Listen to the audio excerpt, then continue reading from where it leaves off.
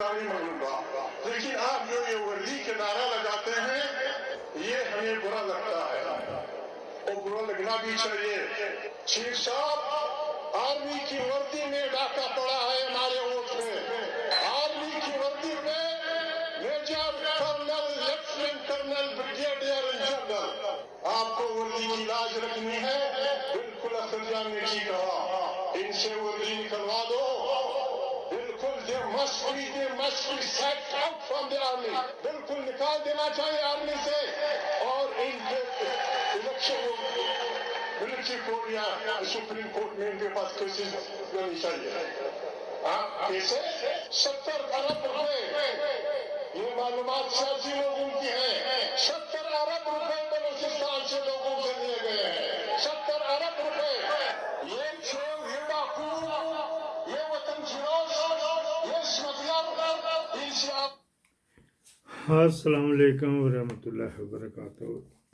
क्योंकि इसकी मादरी ज़ुबान पश्तो है तो पश्तो या बलोची या और कोई पंजाबी या उर्दू नहीं थी, जिसकी वजह से मफ़हूम तब्दील हो जाता है। आप देख रहे हैं निगहबान पाकिस्तान, मैं कुर्बान, इमरान खान, जूत पढ़ने का वक़्त हुआ चाहता है। अच्छा जी, बात ये हमने करनी तड़का 70 अरब रुपए। फिर आगे जाके काफ़ी आगे जाके वजाहत आता है, वोटों में 70 अरब नहीं कमाया उन्होंने। वो तो शाहजैन बुगटी से क्या लेना है, वोटों में नहीं कमाया इन्होंने। ओवरऑल स्मगलिंग का भी जिक्र कर रहा है, बोला वहाँ से निकलता सोना भी निकलता, चांदी भी निकलती, और भी बड़ा कुछ है। लेकिन मिलिट्री इस्टेब्लिशमेंट ने उसको दरगोर इतना ही समझा हुआ। सोशल मीडिया पे बीसियों फिल्में आती हैं, वहाँ पे गैस निकल ली, लोग वहीं पे खाना पकाते हैं, एक माचिस से चले जाते हैं वगैरह वगैरह लेकर। तो ये 70 अरब बताना था, इलेक्शन जीतने के लिए नहीं लिया। उसने कहा हमारा बिल्कुल ये आपका ये पैसा आर्मी वाले लेके गए, बिल्कुल लेके गए। जहाँ बड़ा अफसर कोर कमांडर कर रहा है तो बाकियों को भी, ये सेक्टर कमांडर, ये फैसल नसीर भी उधर से ही आया था, ये मेजर जनरल वाजिद अजीज़ भी उधर से ही आया था, जो IB का हेड है। तो ये करते हैं, वहाँ पे करते हैं, ये बिल्कुल बात सही की। तो मैंने कहा मैं इसकी वजाहत फरमा दूँ। एक और चलो जी कर लेते हैं। वो जो पिछली में थी, पहले मैं सोच रहा था ब्रेकिंग न्यूज़ दें, जो है ना सबूत, वो फिलहाल तो रिकवर कर लिए हैं हमारी इंटेलिजेंस एजेंसियों ने, चिट्ठे से रिकवर कर लिए, लेकिन उसको ज़बरदस्ती मार कूट के टार्चर दे के उसको मना रहे कि फैज़ हमीद के साथ तो किस तरह अपना जोड़, फैज़ हमीद और जब ये GHQ में तब मुलाकात होती रहती थी, ऐसी तो कोई बात नहीं फलां बात क्या फलां करो, मैंने मेरी कही नहीं जी, मैं कहाँ से कहूँ वगैरह वगैरह। दूसरी इसी से मतलब उसके पर्सनल जो स्टाफ है, कोई और भी रखे हुए थे जिम्मेदार लोग, उनके घरों पे भी पुलिस ने रेड कर दी, उसके रिश्तेदारों को तंग कर रहे, उसके जो करीबी कुड़माचारी जो हैं उनको भी तंग कर रहे हैं। आधे तो मुस्लिम लीग में ही हैं, जो बेचारे न्यूट्रल उनको भी, उनके भी फ़ोन ले गए। पुलिस तो फ़ोन करती, फिर उसके पासवर्ड खोलती फिरती, फिर वो कान बचा कहूँ, किसी ने पूछा ये क्या होता है, यही होता कि गायब कर जाती, फिर देती कहाँ। व्हेल मछली के मुंह में अगर मगरमच्छ भी डाल दो तो उसको कोई असर नहीं है, ऊँट के मुंह में जीरा दोगे तो जुबान ही इधर उधर करता रहेगा, तो इसको कान बचा कहूँ कहते हैं। अच्छा जी, वो राज RPO जो शाह साहब है ना, वो भी साथ ही ले गए इंग्लैंड छुट्टी पे, पिछली तारीख पे छुट्टी मंजूर कर दी, चले गए वगैरह वगैरह। बकौल लोगों को उन्होंने प्रेस कॉन्फ्रेंस करनी थी, हम ये बता रहे हैं उसने प्रेस कॉन्फ्रेंस क्रिकेट के हवाले से करनी थी, इस हवाले से नहीं करनी थी।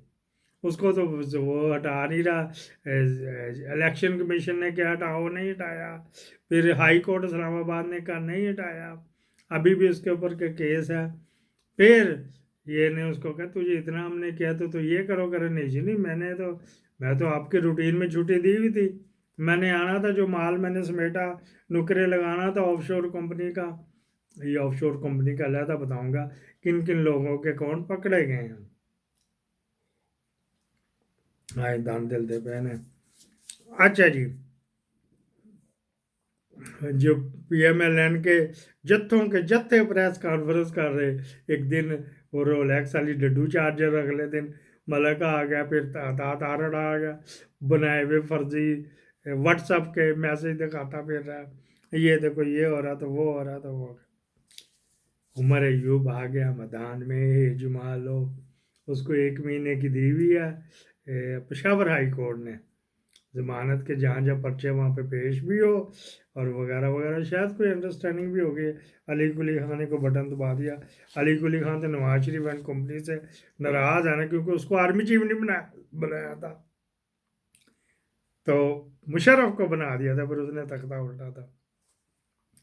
शायद ये इस वक्त रोलेक्स अली को क्या, रोलेक्स अली का यार वहीं पे लगा हुआ है ना, उसका खामन भी वहीं पे ही और उसका यार भी वहीं पे पीटीसी में, Pakistan tobacco company, gold leaf cigarette, gold flag वाली। अच्छा जी, वो भूल जाते हैं फिर सलवत सईद, मोहतरमा सलवत सईद कमिश्नर फैसलाबाद को सलूट है। ये इधर से आपको पुट्ठा नज़र आ रहा है, इसको मार देते हैं। अब सीधा जी सलूट है।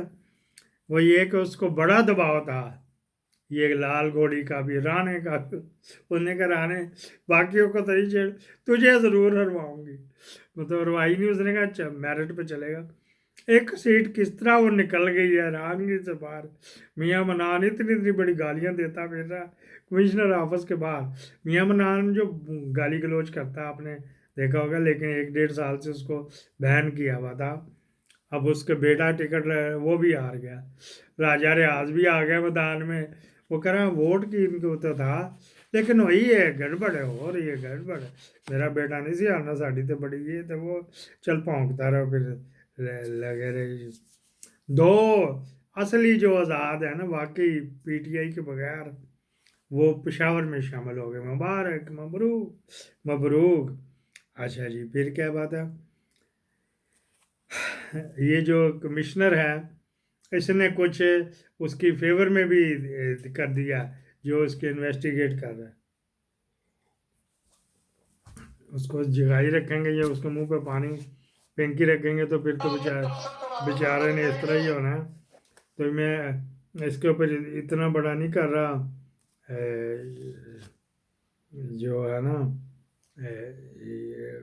और अचक जई के ऊपर वो आपने सुन लिया, मैंने बता तो दिया, वजाहत करनी थी तो इस वजह से करो, और मैं उसके ऊपर कहेंगे फिर मुझे कमेंट्स करके ना बताना ये है वो वगैरह वगैरह, आपको एक सुनानी है जी।